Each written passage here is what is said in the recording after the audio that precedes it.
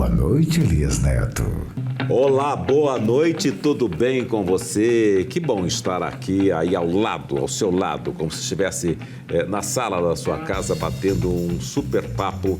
E muito obrigado você que nos acompanha em todo o estado de Mato Grosso, por meio das nossas emissoras, você que está no YouTube e também ou no Facebook da TV Cidade Verde. Um grande abraço para você, muito obrigado pelo carinho e pela audiência. Vamos então já colocar aí a foto, a imagem do entrevistado desta noite. Aí está, entrevistado de hoje é empresário, contador e filósofo.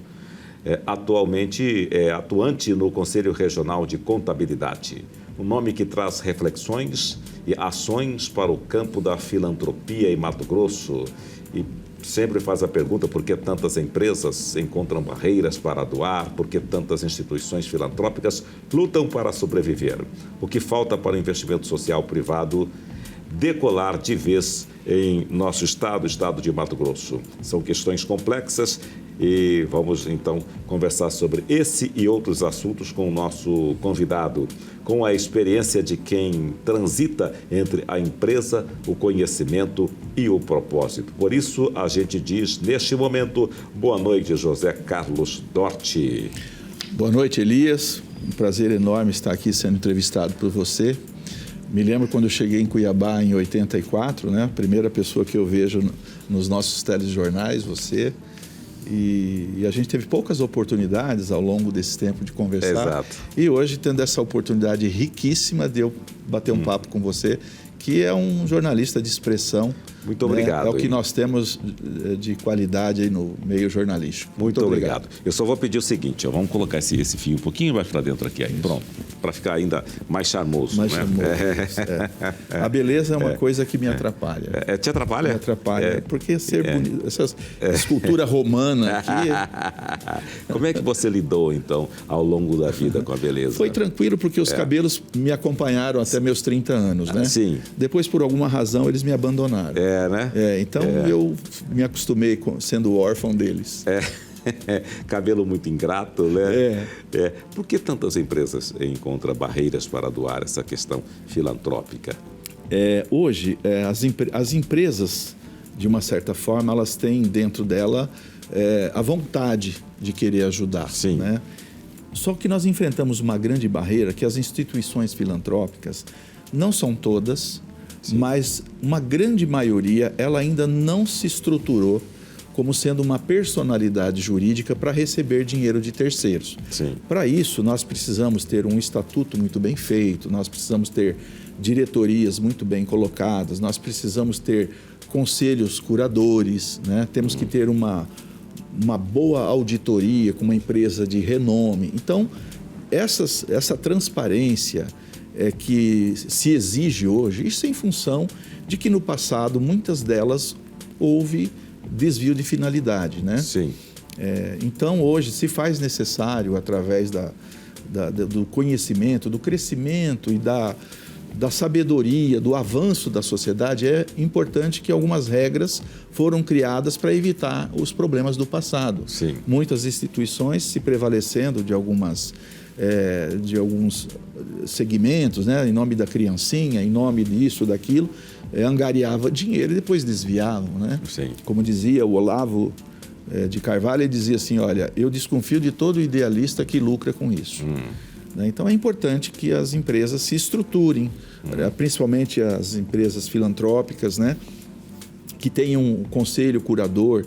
Esse conselho curador tem que ser pessoas que são da sociedade, para que acompanhem de que maneira está sendo gasto o dinheiro, né, e uma boa administração transparente, com site, com publicação de balanço e com rotatividade da gestão. Isso é importante. Então, uma vez que isso esteja sendo feito, facilita muito a captação de recursos. Você atuou por um bom tempo na área financeira, em bancos, como gerente, né? Nesse período aí, o que você via nessa questão aí da filantropia e como foi a sua atuação na área financeira? Foram 25 anos em banco, né? Então a gente passou ao longo desse tempo. Nós passamos por 13 planos econômicos, né? A gente viveu assim momentos turbulentos, momentos de muita tensão econômica. Você vivenciou todos esses planos? Todos esses planos dentro desde do o banco. cruzado. Desde o cruzado. O plano Collor, quando houve aquele bloqueio de ativos, né? Eu me lembro, o primeiro dia que nós abrimos a agência bancária, nós tínhamos uma infinidade de clientes lá, querendo saber o que ia acontecer com o dinheiro dele. R$50 que ficou em cada conta? Foi. Né? E aí, mais um problema, quer dizer, além da população... O que ele terminou fazendo com essa grana? Como é que foi? Ele confiscou tudo. Mas o que virou? O que acontece? Foi aberto 2 campos, né? O campo do Cruzado Novo, né? Sim. Que a partir daí você trabalhava normal, e aqueles cruzados bloqueados, ele sempre cria um jeitinho, né? Então havia um monte de contas que eram em cruzados e que era para pagar, usava o cruzado para pagar contas em cruzados. Sim. Então isso virou um comércio. Né? Então quem tinha, vendia, tinha um deságio, vendia para quem precisava, e isso ao longo do tempo foi se esvaindo, foi acabando. E que deu uma complicação muito grande. Foi assim, absurdamente, porque isso gera uma insegurança. Né? O grande problema da economia é... Eu sempre falo que a economia, o que é? Ela é um tripé, né? Consumo, fabricação, consumo e renda. Sim. Então, dentro desse triângulo de produção, consumo e renda, no meio há um ponto que chama segurança ou insegurança. Sim. Quando se estabelece uma insegurança, essa roda ela trava. É o que aconteceu no final do ano passado para esse ano. É o que aconteceu durante o período da pandemia. Né? Quando se estabelece uma insegurança, um medo, né? O empresário não investe em novas oportunidades. E aí eu não estou falando daqueles risk men, são homens que gostam de correr risco e normalmente eles se dão bem ou quebram de vez. Mas quando se estabelece uma insegurança dentro desse triângulo, a produção diminui, o consumidor fica mais retraído, né? E a renda cai. Esse efeito combinado atrapalha o desenvolvimento econômico, né? Tá. Do final do ano passado para este ano, já está estabilizado? Eu diria para você que já está com uma visão um pouco melhor do que a gente via o ano passado, porque a possibilidade da reforma tributária, ela também trouxe bastante insegurança para o empresário, né? Afinal de contas, não só para o empresário, mas também para o prefeito, para o governador. Afinal de contas, como que isso vai se processar? Nós vamos ter perda de receita? Sim, claro, vamos ter perda de receita. Por outro lado, nós vamos melhorar um pouco essa enormidade, esse cipoal de impostos que existe, e isso vai trazer, vamos dizer assim, uma melhoria na forma de fazer a gestão dos impostos, né? Por outro lado, nós temos que melhorar a qualidade da gestão pública. Então, a gestão pública, ela nunca foi sinônimo de qualidade. A gestão pública sempre esteve muito atrás do que se controla, por exemplo, uma gestão privada. Sim. Né? Por várias razões, não vamos atribuir este ou aquele gestor, mas a contabilidade, a gestão pública, ela é muito... o Roberto Campos falava que o governo é um paquiderme. Né? É muito difícil de você mudar as coisas dentro da gestão pública. E nós estamos olhando para frente, nós precisamos melhorar isso. Não há mais como colocar uma carga de impostos em cima do cidadão ou das empresas, porque não cabe mais. Então agora nós precisamos o quê? Melhorar a gestão pública. E como que melhora isso? Inteligência artificial, informatizando os processos, né, fazendo com que eles usem menos pessoas, né?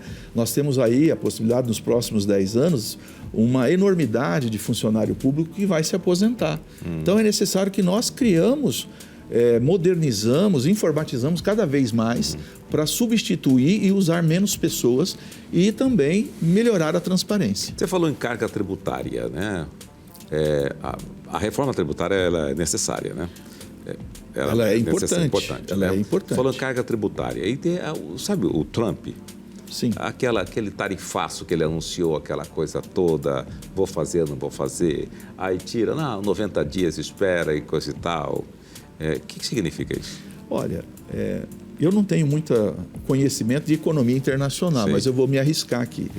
O Trump, ele é um grande empresário, ele é um craque. Como né? empresário. Como empresário. E como homem público. Como homem público, talvez assusta um pouco a maneira com que ele conduz as coisas.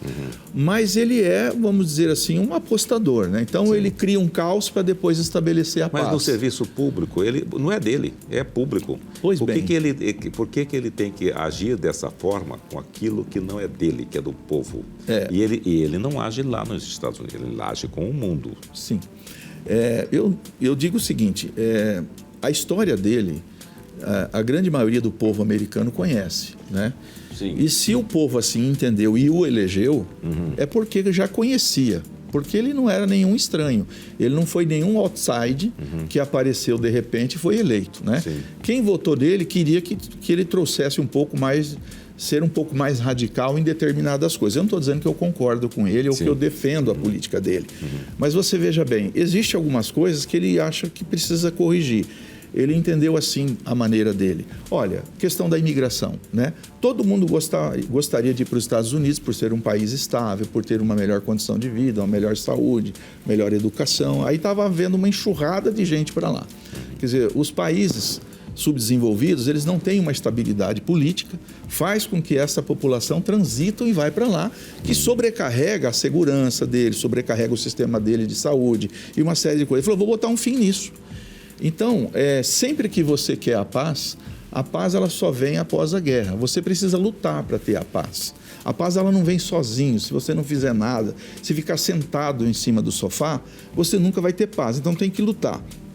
Talvez a maneira com que ele conduz, a forma com que ele faz isso é um pouco agressiva, né? Ele poderia, com a habilidade, o conhecimento dele, ser um pouquinho mais, vamos dizer, diplomata nas questões. Mas ele usa o radical, que isso, como você é um estudante e um mestre em cultura contemporânea, nós tivemos lá no passado, no período pré-socrático e platônico, né, as escolas de quem? Do Diógenes, que era um filósofo radical, que ele vivia roto no meio da rua. Ele dizia que o homem não precisa de nada para viver, exceto a própria vida, o ar, a água, os elementos da natureza. Ele andava com uma caneca pendurada no pescoço. Aí, o dia que ele viu uma criança bebendo água com a mão, ele pegou a caneca e jogou fora. Ele falou, nem disso eu preciso. E aí nós tínhamos o epicurismo, né, que ele era uma área do equilíbrio. Olha, não precisa ser radical, a gente pode viver aí o equilíbrio das coisas, consumir as coisas com moderação, eu posso viver todos os prazeres da vida. E nós tínhamos um outro terceiro, que era Pirro, que ele era do ceticismo. É aquele que acha que nunca vai dar certo. Ele põe as coisas em dúvida. Esses três conceitos da sociedade, eles estão presentes até hoje. Nós temos os radicais, os moderados e o ultra-progressista, ultra-direita, vamos dizer assim, não sei se é esse nome correto, né? São as pessoas que... e os céticos, né? Então, isso causa uma convulsão social e a gente fica com essas confusões aí.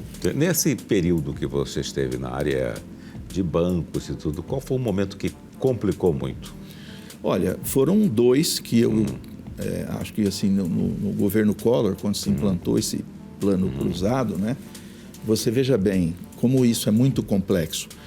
O dólar é um dólar desde 1792. Sim. Um dólar vale um dólar, acabou. Então, olha como você vê que um empresário que trabalha lá nos Estados Unidos, o dólar americano, que trabalha com dólar, ele sempre vale um dólar e não tem conversa. Ele pode fazer investimentos de longo prazo. O Plano Real, que foi em 1994, acho que nós estamos com 30 anos, se não me falha a memória, 31. Ele já desvalorizou 90%. Sim. Então, veja você o quanto isso é complicado a gente trabalhar com crédito no Brasil. Quando eu trabalhei no banco, nós tivemos momentos de muita inadimplência. Né? Eu lembro das indústrias de concordata, né? Quando começava todo 87 por aí teve uma complicação, né? Eu fui em 97, foi 97. Um período difícil, porque assim, as empresas não estavam conseguindo pagar mais os juros, né? Os seus investimentos não estavam dando certo e assim, todo aquele volume de empréstimo que eu fazia não estava voltando. Então, isso dava uma pressão psicológica muito grande em quem é responsável por isso, né? Então, eu vivi esses momentos e você verificar empresários muito conhecido, que tenha muita credibilidade, de repente a empresa dele quebra. Aí a gente viu muito empresários com depressão, famílias se dividindo, né?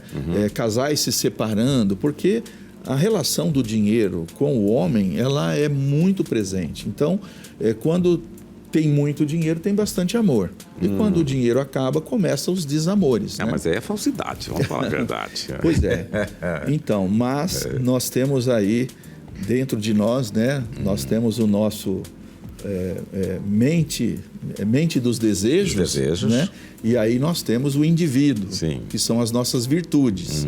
Muitas vezes as virtudes, elas não estão dominando as nossas mentes do desejo. E aí é onde a gente busca a felicidade através desses desejos, através do dinheiro. E quando elas não são atendidas, há um conflito e as coisas começam a complicar. Começa a ficar bem duras. A disputa. Né? A disputa. Há umas estatísticas, eu não sei se O amor acaba. O amor acaba. Há umas estatísticas que a gente vê por aí que de cada 10 separação no casamento, que 8 é em função financeira. Né? Então você vê que o dinheiro ele está muito presente na vida cotidiana do cidadão. O que significa ter já desvalorizado? Hoje, ter desvalorizado 92%. Significa que você ficou mais pobre. Tá, isso eu já percebi. Significa que você... Né, a gente consegue ver isso muito fácil em 2 momentos. Quando você para seu carro na bomba de combustível, você tem que pôr mais dinheiro para encher o tanque, e no carrinho do supermercado. Quando você põe mais dinheiro para comprar os produtos que você comprava há tempos atrás. Né? Mas a desvalorização do dinheiro é esse empobrecimento da sociedade. A cada ano que passa, a cada década que se passa, os bolsões de pobreza vão se aumentando e a riqueza vai se concentrando. A nossa pirâmide ela começa a ficar dessa forma. Poucos ganham e muitos ficam na pobreza. Mas por que é isso? Por que isso? Por que poucos ganham e muitos ficam na pobreza? Então, e aí você fala, por exemplo, do social, você trabalha muito nessa linha, né? Por que o social não desenvolve tudo isso, né? Eu vou dizer para você o seguinte, a fome no mundo é falta de produto alimentício ou falta de fraternidade? É falta de fraternidade, falta de sem fraternidade. dúvida nenhuma. Então nós precisamos que as pessoas que estão no topo tenham um olhar um pouco mais social, né? E isso hoje está sendo, inclusive, contemplado nos balanços aquelas empresas que participam mais da sociedade. Né? Você sabe, eu participo de um projeto que tem há 11 anos aqui em Cuiabá, que a gente faz, que é o Multiação. Então, eu acho assim, esse olhar um pouco mais humano para as pessoas, né? Uma melhoria da gestão pública, os nossos líderes políticos e gestores em todos os entes, município, estado e União Federal, nós precisamos fazer com que o dinheiro circule em todas as camadas sociais, né? E aí a gente comete alguns erros. Eu não sou contra o Bolsa Família. Eu acho que ele é necessário porque é o último limite que existe, a última barreira para o cidadão vulnerável. Perfeito. O cidadão, quando ele está em estado vulnerabilíssimo, ele precisa de ter a assistência do Estado. Porém, com uma condição, ele não pode ser vitalício. Ele não pode ser instrumento político de angariar votos, né? Então, eu acho que precisa dar uma modulada nisso, né? Nós precisamos que também, aonde há essa concentração de renda, precisa ter uma melhor forma de gestão disso por parte dos administradores públicos para que o dinheiro comece a retornar na base, né? E de forma que isso seja premiar aqueles que fazem isso muito bem feito, né? Aqueles que contribuem bastante com essa base e assim a gente tem uma sociedade mais próspera. Pois é. Agora, essa questão de administração, de administrar isso aí, né? Você falou que o Bolsa Família não pode ser uma ponte política, né, para angariar votos. Mas o que se percebe é que politicamente todos querem angariar votos. Já percebeu? Exato. Existe uma filosofia disso aí. Né? A pessoa cria algo, é criado algo e aí ele vira instrumento, né? E eu não quero colocar a culpa no político. Sim. Porque ele usa aquilo da forma que o povo pensa. Sim. Quando a gente fala assim, esse Congresso que está aí, as pessoas não me representam, mas ele foi colocado lá com o nosso voto. Exatamente. Talvez o que nós precisamos é melhorar a nossa informação, né? Quando a gente fala de educação, parece uma coisa simples, mas ela é muito complexa, né? O indivíduo, ele sair um pouco da ignorância. Quando eu digo a ignorância, não é do lado agressivo ou que diminui a pessoa, não. É um conhecimento de compreender a intenção daquela pessoa que quer nos representar. É aquela pessoa que vai lá no bairro e pede o voto, depois ele volta para ver se tem o médico lá no postinho, se está muito bem servido lá a saúde, né? Se o saneamento está chegando, e que lá onde ele está votando as leis, ele pense mais no coletivo do que a si próprio. Lá na República de Platão, que você já estudou muito sobre isso, né? O Platão desenhava uma república ideal, como deveriam ser as pessoas que cuidam da governança pública. E lá ele dizia o seguinte, que a pessoa responsável pelo cofre público, pelo dinheiro, ela não poderia ter ambição pelo dinheiro. Ela não poderia ter ambição pelo ouro, porque o ouro já deveria estar dentro dele. Sim. Né? E muitos falavam, Platão, mas você está louco, isso aí nunca nós vamos ter esta sociedade que você idealiza. E ele dizia, olha, se você acredita que é possível, sinta-se cidadão dela e vamos construir. Então nós estamos precisando de gente que cada vez mais se sente cidadão de uma sociedade ideal e trabalhe na construção dela. E aí sim nós vamos ter pessoas fazendo uma boa gestão. Nós temos excelentes políticos com uma visão extraordinária coletiva, mas nós temos uma parte que ainda visa, aproveitando-se desses instrumentos que são de cuidar da sociedade, para ele angariar votos. E aí você sabe, recentemente estamos aí vivendo um escândalo, né? A questão da apropriação do dinheiro do INSS dos aposentados, quer dizer, uma coisa... Que começou lá em 2019. Que começou aí, lá, né? E que assim... Inclusive ontem teve uma reportagem mostrando que um funcionário de carreira denunciou em 2020 isso, né? Então, Elias, o que eu estava querendo dizer quando a gente fala melhorar a contabilidade, melhorar a informatização, melhorar a gestão pública? Se nós tivéssemos tudo isso melhorado, avançado nessa questão, eu garanto para você, né, e também cobrar dos órgãos fiscalizadores. Sim, claro. E controladores, né? Isso não teria acontecido. Vamos lembrar, porque aí também não quero só falar da gestão pública, nós tivemos um caso de uma falha sistêmica provocada, que foi o caso das Americanas. Sim. Né? Então lá o presidente combinou com o diretor, que combinou com o diretor da supply chain, que é da área de suprimento, né? com a contabilidade, que ficou escondendo um problema de desvio de dinheiro lá.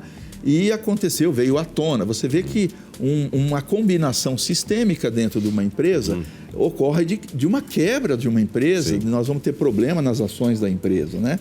Então nós precisamos melhorar essa gestão pública para que, quando começar esse tipo de coisa, nós chegamos mais rápido nas informações e inibir que ela se progrida da forma. Porque nesse período de tempo, muita gente se beneficiou. Teve participação de funcionários públicos, isso não é bom.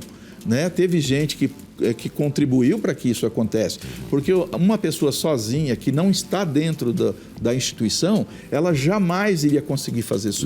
Então houve uma cumplicidade de um monte de gente de chegar onde chegou. Muito grande, né? Pois é, e aí isso é muito ruim, né? E quando é que nós, seres humanos, vamos mudar essa coisa? Aí tem uma filósofa, Lúcia Helena Galvão, que ela coloca nas suas palestras, e ela diz o seguinte: o homem que dirigia a biga lá no Coliseu de Roma e o piloto de foguete da SpaceX, o homem, tanto o piloto da biga quanto o piloto da SpaceX, ele é o mesmo homem, ele não evoluiu.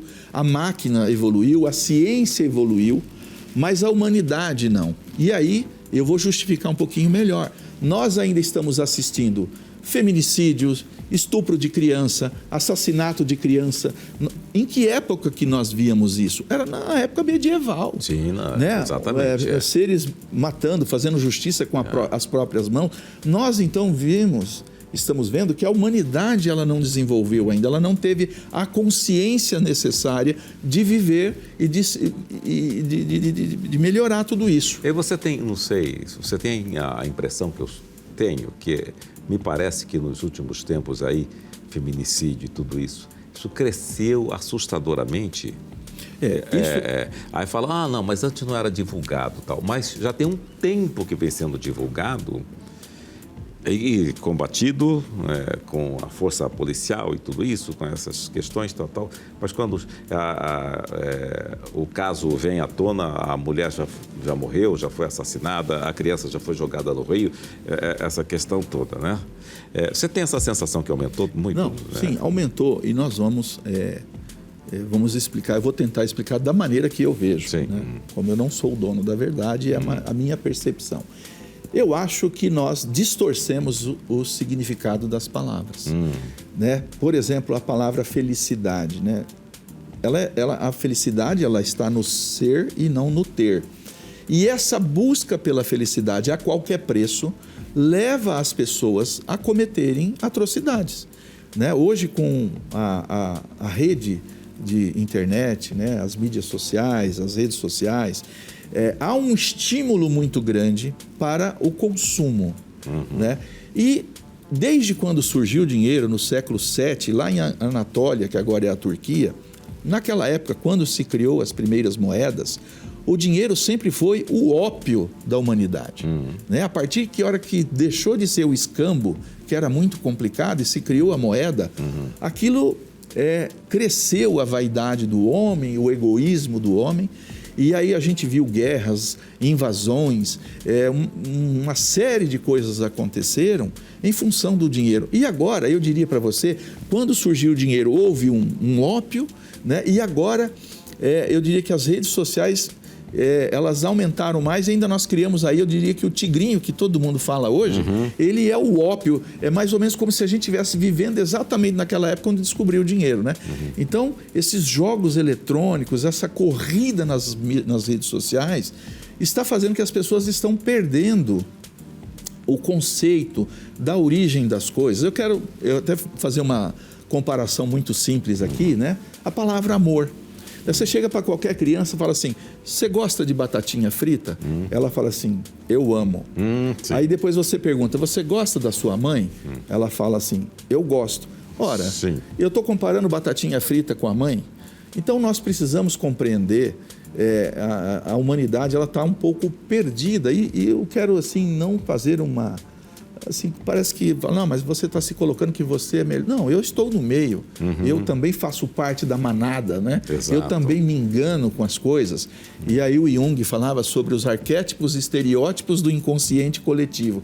É que a gente acaba indo no efeito manada, né? Então, aqueles que procuram um pouquinho mais de ler, buscar informação, eles não se deixam levar, né? Nós tivemos recentemente a vinda de uma grande artista aí, a Lady Gaga, né? Então você viu o que é uma idolatria. Ela é uma excelente artista, merece todo o nosso reconhecimento, mas por outro lado você via jovens chorando, pessoas copiosamente, gente vendendo porta da casa para poder angariar dinheiro para ir lá, né? Então uma idolatria desnecessária. Hoje eu ainda estava comentando sobre a figura do influencer, né? Das pessoas que influenciam as outras, né? Que a gente precisa que essas pessoas que têm seguidores, que elas também assumam a mesma responsabilidade que ela está influenciando as pessoas para alguma coisa. E aí tem que ter um nível de consciência. Aí quando a gente fala, por exemplo, do livre-arbítrio, né? Eu disse que se eu tivesse a oportunidade de conversar com Deus, eu ia pedir para Ele revogar o livre-arbítrio. Porque a humanidade não consegue entender o que é o livre-arbítrio. Livre-arbítrio é quando eu tenho uma absoluta consciência da decisão que eu estou tomando. Exato. Se não absoluta, pelo menos próxima de uma realidade. E, na verdade, isso acaba criando essa confusão toda e nós estamos tendo um índice muito elevado de depressão, doença mental, ela está assim, um caos. Os consultórios psiquiátricos estão abarrotados de gente, né? E o poder público não tem, a rede pública de saúde não está preparada. Não suporta. E depois eu gostaria de falar um pouquinho mais sobre saúde mental, se você me permitir. Dado a minha experiência, né? Eu tive uma filha que teve problema de depressão gravíssimo, né? E eu tive que aprender muito muito sobre isso. Mas então é isso. Essa violência que nós estamos vivendo é fruto de uma busca incessante de uma felicidade a todo custo. Sim, essa analogia que você faz com a palavra amor, eu achei muito interessante, que é realmente esse negócio. Eu amo batatinha, eu amo tal coisa. Tudo ama. Tudo ama, tudo eu amo, né? E aí, quando chega na mãe, no pai ou coisa parecida, como eu penso que, porque a batatinha você põe para dentro, você é o gosto que é interessante, né? Ela é uma satisfação momentânea. Uma satisfação momentânea. E a mãe é eterna. É eterna e com um detalhe, né? A mãe tem opinião, a mãe coloca regra, né? O pai coloca regra. Aí fica aquela coisa muito estranha. Mas agora eu vou dizer para você uma provocação. Sim. Eu nunca vi um ambiente tão insalubre como a família atualmente. Da família, né? A família, não todas, obviamente, mas a grande maioria ela se torna insalubre porque hoje é pai separado, pai que não paga pensão, mãe que não sei o que tem relacionamento, um negócio. Agora a gente escuta falar de trisal, amor lavanda. É um negócio que confundiu tudo, né? E aí o trisal, esse amor lavanda que eu não entendo muito bem. Eu também li há pouco tempo, chegou há pouco tempo aqui no Brasil, parece que tem um mês. O amor lavanda é o seguinte: eu me relaciono com uma pessoa, sim, só que ela não tem relacionamento sexual, não tem compromisso nenhum. A gente fica junto só. Para mim isso é amizade. Sim. Né? Eu entendo que isso é amizade, mas eles é casamento lavanda. Depois você dá uma olhada lá, porque eu tive dando uma lida sobre isso. Achei assim, como foi uma coisa surreal para mim. Sim. Né? Então, eu sou da pessoa tradicional, tenho 38 anos de casado com a mesma mulher, tenho o mesmo celular e o mesmo e-mail. Talvez eu seja incompetente para trocar alguma coisa. Eu também acho que sou incompetente assim, que eu tenho o mesmo celular. Mas sou muito feliz. Ainda voltando sobre essa convulsão social, eu falo assim, o maior código de ética e moral que nós temos na sociedade é a Bíblia. Quando eu falo da Bíblia, eu quero falar das Escrituras Sagradas. Tem a Bíblia, a Sutra, o Corá, o Torá, o Corão. São as Escrituras Sagradas, que são o maior livro de ética e moral que nós temos para seguir. O meu maior influencer que eu tenho é Jesus Cristo. Sim. E tenho admiração por várias pessoas aqui da Terra que fizeram um grande trabalho, deixou grandes exemplos de humanidade. E aí a gente tem que ver por que a gente usa a figura do santo, a figura de um líder, de um grande artista, né? A gente lembra de Aleijadinho, a gente lembra do Ayrton Senna, a gente lembra de Madre Teresa, que é uma forma que a humanidade tem para chegar a Deus. A nossa forma, o nosso arquétipo, estereótipo, nós precisamos ver alguma coisa que nos eleva o nosso pensamento a esse Criador, esse Deus cósmico, né? Essa inteligência cósmica, que é Deus que cada um vê da sua maneira, né? Então, a humanidade ela está se afastando de Deus. Ela está se afastando dos códigos de ética e moral que a humanidade já escreveu, né? Sim. Mas ela usa o nome de Deus para outros fins. Aí, quando nós dissemos que a humanidade não evolui, nós estamos vendo que o Sinédrio, que é onde tinha os vendilhões, né? Se você liga as televisões hoje de madrugada, nós temos lá dezenas de igrejas e nada contra elas, porque tem muitos pastores sérios, né? Eu quero aqui deixar registrado, mas tem alguns que usam para vender, para fazer dinheiro, né?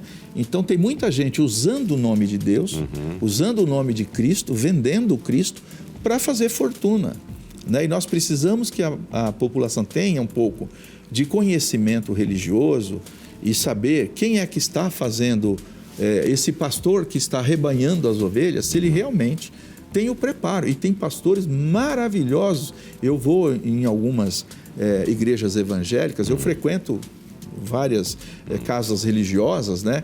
E nós temos excelentes líderes religiosos. Mas, infelizmente, como em toda profissão, em toda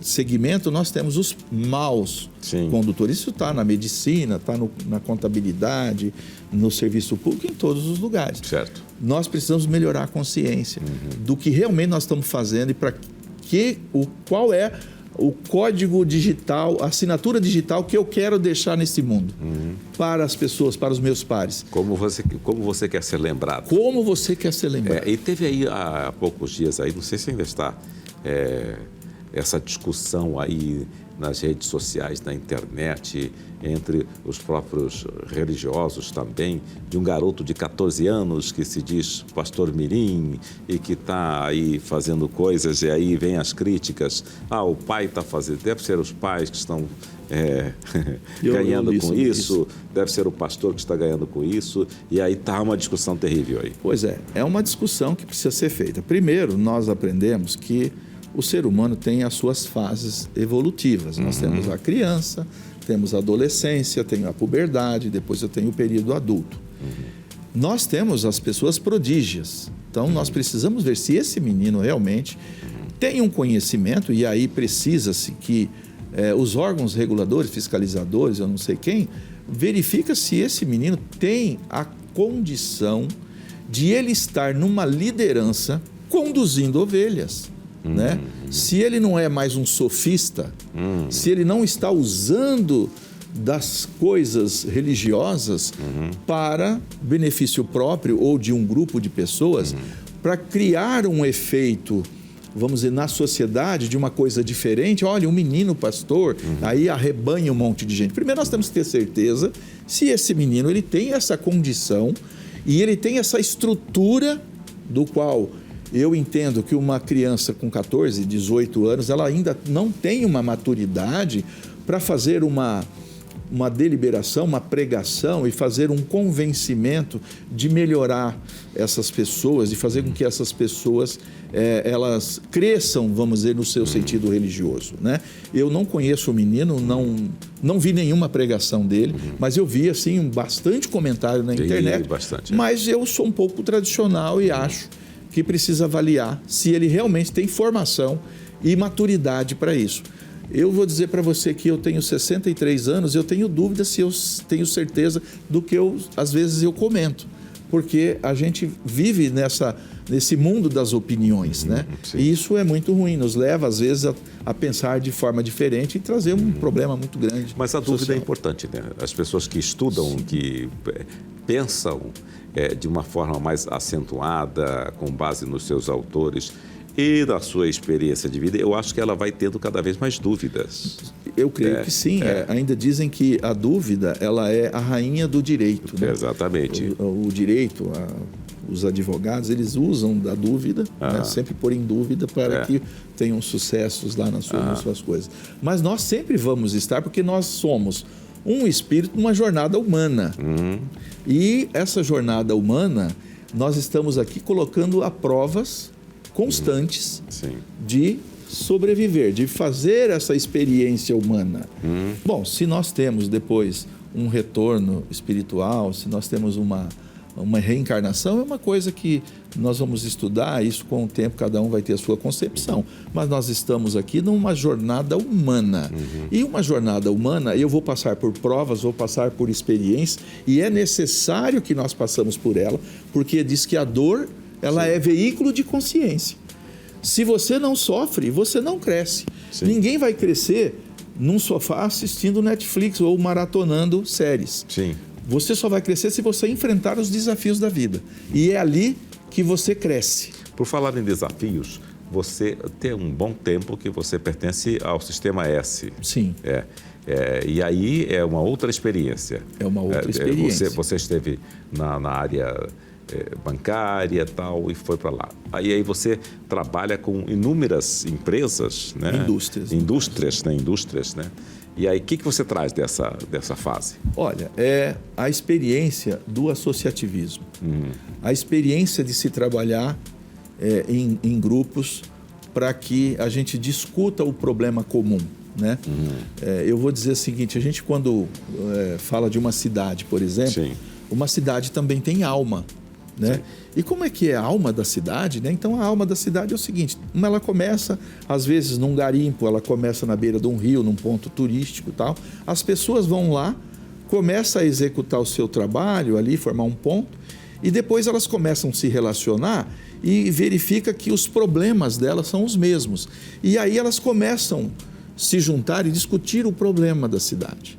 Né? E aí a gente chama isso de alma, né? Quando a gente trabalha coletivamente os problemas daquilo que nós vivenciamos. Então o Sistema S, Primeiro que a grande parte da população, a gente já fez pesquisa com isso, não compreende muito bem o que é o Sistema S. Sim. Né? E aqui eu vou bem rapidamente explicar. Então, nós temos lá o S da indústria, o S do comércio, o S da agricultura, o S do transporte e o S da micro e pequena empresa, que é o SEBRAE. Então, é o SESI, quando fala SESI, do I da indústria, o SESC, o finalzinho identifica C do comércio, Sim. o SENAR, R de rural, o SEST, do T, é de transporte, e o SEBRAE, que não lembra muito, mas todo mundo conhece, ele tem uma boa presença, porque ele trabalha com a micro e pequena empresa. Então, o associativismo, as indústrias, elas se reúnem para discutir os problemas que elas enfrentam. Sim. Então, isso é muito importante e elas têm duas responsabilidades. Além de melhorar, inovar e produzir, ela ainda tem que também ajudar a cuidar do social. Sim. Então, os S's todos, eles têm uma ligação muito forte com o social. E é necessário e precisa. E estão fazendo. Se estão fazendo muito ou pouco, é uma questão de avaliação da percepção de cada um. Sim. Mas hoje, não só as indústrias, como os S's, como qualquer outra categoria, nós temos que trabalhar no coletivo, discutindo os nossos problemas internos, dos nossos segmentos, e também ter esse olhar da sociedade. Da sociedade, né? E por essa você é filósofo. Eu sou um estudante. Você é um estudante. Sou estudante ainda. Um eterno estudante ou como Para a que é? vida toda. Para a vida né? toda, Porque o próprio Sócrates diz que ele, a frase que ele disse, que todo mundo achava que ele era sábio. Ele foi consultar um oráculo. Falou, olha, eu estou vindo aqui porque todo mundo fala que eu sou um sábio, mas eu estou em dúvida se eu sou ou se não sou. Sim. Ele falou, se você está em dúvida se você realmente sabe, você já sabe. Você já está sabendo que você não sabe nada. Exatamente. Ele já está percebendo. Então, ele diz, só sei que nada sei, né? Sim, E aí ele completa, mas então, o fato de eu ter certeza que eu ainda não sei muita coisa, eu já sei que eu conheço alguma coisa. Sei. Então, eu sou um estudante de filosofia, a filosofia que eu faço é a maneira clássica, na Escola Acrópole, né? E ela é uma filosofia que é para a vida toda. A gente, todo ano, eu não vou parar, não tem assim, tipo diploma, não tem nível. Você vai estudando, vai tendo as experiências, a prática e vai melhorando como ser humano.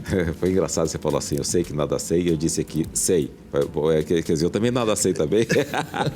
Mas você... Mas hoje, fosse discutir sobre jornalismo com você, experiência de comunicação, eu tomava uma surra aqui. Pois é. Porque você viveu mais do que eu essa experiência. Mas é como eu disse, né? Com o passar do tempo, as dúvidas são bem maiores. Né? E as críticas também. Mas aí você vai criando uma couraça para enfrentar esses desafios. Você tem que estar preparado. Né?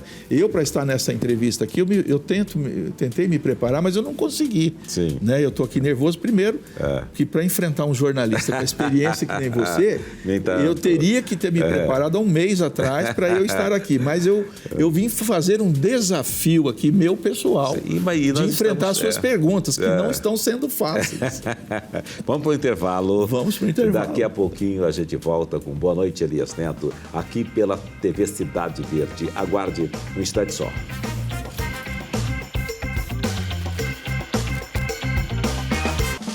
E nós estamos de volta com Boa Noite, Elias Neto. Já falamos sobre economia, sobre a questão social aqui com o José Carlos Dort. E ele estava me dizendo aqui no intervalo, antes, né, dizendo que é um estudante, constante estudante da filosofia, isso é muito bacana. Mas você enfrenta diversos desafios, inclusive na sua vida pessoal, que foi um problema que você enfrentou com a sua filha, né? Exato. Com depressão. Com depressão, né? Isso. E aí tem essa questão da saúde mental das pessoas, que acho que você observa muito. Como é que você vê, como é que você caminha por essa... A minha filha, não diferente dos muitos jovens que estão chegando aí na sua juventude, né? A depressão, ela acaba atingindo grande parte dos jovens, também os adultos, por outros motivos, né? Mas a depressão, ela está...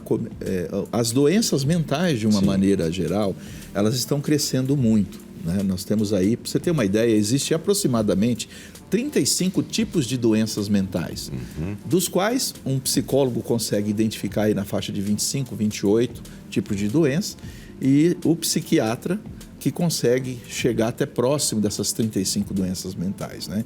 Então é importante que cada um, tanto o psicólogo e o psiquiatra, tenha seu campo de atuação. O psicólogo ele não trabalha com medicamento e o psiquiatra trabalha com medicamento, que é para tentar conter isso. Mas o que eu queria dizer é que Cuiabá, por exemplo, ela ainda não está preparada para esse boom de pessoas com problemas mentais. Por exemplo, a lei diz e exige que tem que haver na cidade acima de 150 mil pessoas um CAPS 3. O CAPS 3, ele é uma clínica, vamos dizer assim, especializada em urgências psiquiátricas, urgências e emergências psiquiátricas. E Cuiabá não tem. Tem no papel. Aí, hoje se você tem uma pessoa em surto psicótico, por exemplo, você leva aonde? Né? Ah, não, leva lá no HMC, leva no pronto-socorro, tá. Mas quem é que vai? A pessoa que está em surto psicótico, ela vai sofrer um constrangimento de chegar lá, ter um monte de gente, e a pessoa gritando, né? E os médicos vão acolher, vão fazer uma contenção da pessoa, mecânica e médica, para que a pessoa possa ser internada e tentar estabilizar para depois voltar para casa. É bem rapidão. Mas e o dia seguinte? Hoje eu sempre brinco, às vezes, na roda, que o que nós temos para a pessoa que está em surto psicótico, e talvez eu vou ser um pouco exagerado aqui, e eu vou pedir licença porque eu vou falar, o cara que está em surto psiquiátrico, ele está procurando a ponte Sérgio Mota e o portão do inferno, porque ele não está conseguindo sair daquela condição de uma extrema tristeza. E a gente fica triste porque um CAPS 3, ele é uma equipe multidisciplinar preparada para receber essas pessoas que estão com esquizofrenia, surto psicótico, estão nos seus extremos, né?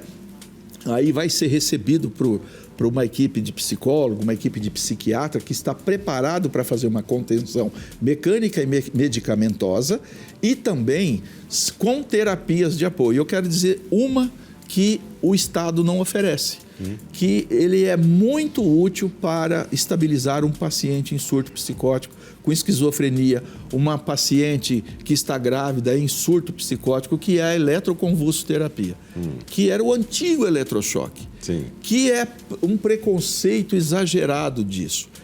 Mas ele evoluiu. Hoje é uma máquina canadense, tem todo um protocolo. É uma terapia de apoio, ela não cura, mas ela é uma terapia de apoio extremamente importante para auxiliar na retirada daquela tristeza que a pessoa está... Para você ter uma ideia, um medicamento ele consegue ter aí um pouco entre 60% e 70% de eficiência para retirar a pessoa de um estado crônico de tristeza. 60%, 70%. Enquanto essa terapia de apoio que eu estou te falando, ela chega a 90%. A capacidade dela de tirar uma pessoa... De forma mais rápida. Mais rápida, né?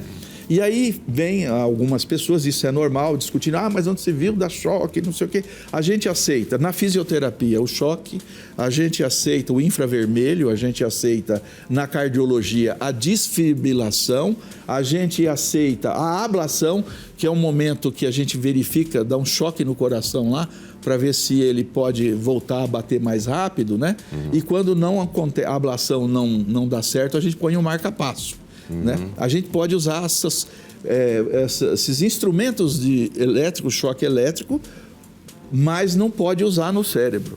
Sabendo que o cérebro possui neurotransmissores que são elétricos e químicos, que trafegam para o nosso GABA, para o nosso a glândula pineal, que capta, que vai para outra parte do cérebro e que vão para os nossos neurotransmissores, dopamina, endorfina e outros neurotransmissores. Então, essa estimulação elétrica, ela auxilia na melhoria do cidadão. Isso deveria ter no SUS, deveria ter em qualquer lugar para se fazer. Não tem. E os remédios que precisam ser dado a este paciente não estão à disposição nos postos de atendimento. Então, hoje, o cidadão menos favorecido, ele não tem acesso para fazer essa cura, para tirar essas pessoas desses lugares. Por isso que nós estamos vendo um grande número de atrocidades, que são pessoas que estão em surto psicótico, estado extremo de tristeza, né? E aí, isso gera uma confusão. Quando se fala de saúde mental, outro dia eu vi uma pessoa falando que estava fazendo um software para ajudar na saúde mental. Eu até acredito que um software pode ajudar num controle, mas o que ajuda a saúde mental, hoje as religiões, muita parte delas sobrevivem disso, porque a pessoa está triste, uma tristeza lá que não passa, ele vai buscar a religião e às vezes resolve, Sim. porque ele estava precisando se encontrar, então ele se encontrou na religião, melhorou o estado dele. Eu chamo isso de um estágio inicial. Mas isso vai crescendo de uma tal maneira que a religião não vai resolver mais. Aí as pessoas vêm com terapia da lua, da pedra, terapia do não sei do que, não sei do que. A pessoa vai lá, gasta um monte de dinheiro com isso e aí não resolve. Aí ele lembra que existe um profissional que entende disso, que é o psicólogo. Né? Aí quando cai do psicólogo, o psicólogo já vem, a pessoa já vem carregada de um monte de coisa. E às vezes o psicólogo já não está nem em condições mais de fazer uma terapia, uma psicoterapia com esse paciente. Ele tem que jogar pro psiquiatra, que aí já entra a parte medicamentosa. E quando chega do psiquiatra, muitas vezes aquelas medicações que são inúmeras, né? que o psiquiatra ele faz uma composição de medicamento individualizada para cada paciente, e as pessoas confundem que o remédio que deu certo para um vai dar certo para você. Isso vira uma confusão de medicamento, vira uma confusão nesse tratamento, nego vendendo chá para depressão, livro, não sei o quê, e todo mundo entra nessa correria. Sim. E não tem um protocolo de esclarecimento para as pessoas, para que a gente vá no lugar certo. E eu quero aqui aproveitar o seu programa e dizer que nós precisamos de um hospital de urgência e emergência psiquiátrica. Aí você vai falar para mim, mas e o Adalto Botelho? O Adalto Botelho não é porta aberta, o Adalto Botelho tem que ser regulado lá no SUS. O paciente que está em surto psicótico, ele não aguenta aquele tempo de regular para ir lá. E lá também não está fazendo esse tratamento do eletrochoque. Aí eu quero fazer uma provocação aqui à comunidade da psiquiatria para que venha ao seu programa, que você convide aí eles. Sim. E fazer um debate disso, dessa maneira que nós estamos vendo essa questão da saúde mental. Nós precisamos melhorar isso e ter o entendimento o que é de a César, o que é de César. Quando a pessoa está ainda começando, aonde que manda, quando já está mais grave, onde que manda, quando está gravíssimo, como é que trata, e não deixar da forma que está. Muito bem. Esse último bloco aqui a gente volta para trazer um destaque e aí encerrar, agradecer. Muito obrigado pela sua presença aqui. Eu que agradeço. Gostei muito da nossa conversa. Né? Muito obrigado pela e da sugestão aí também. Muito obrigado. Viu? Eu que agradeço. E a gente fica por aqui. Muitíssimo obrigado pela sua companhia, sua audiência. A gente se vê sempre de 19 às 20 horas, de segunda a quinta, aqui na TV Cidade Verde. Um grande abraço.